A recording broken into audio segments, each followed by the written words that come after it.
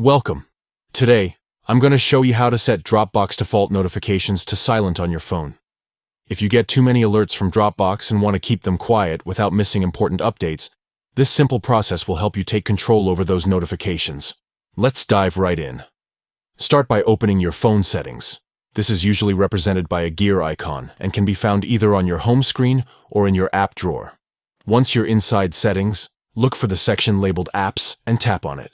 This section manages all the apps installed on your device, including Dropbox. Scroll through the list of apps until you find Dropbox, then tap it. This opens up the app-specific settings. From here, look for the Notifications option and select it. This is where you can customize how Dropbox alerts behave on your phone. Next, tap on Notification Categories. Notification categories let you manage different types of notifications offered by Dropbox, allowing you to adjust the settings for each type individually. You want to focus on the default category here, so tap on that. Now you'll see various options for controlling the default notifications. To silence them completely, choose the Silent option.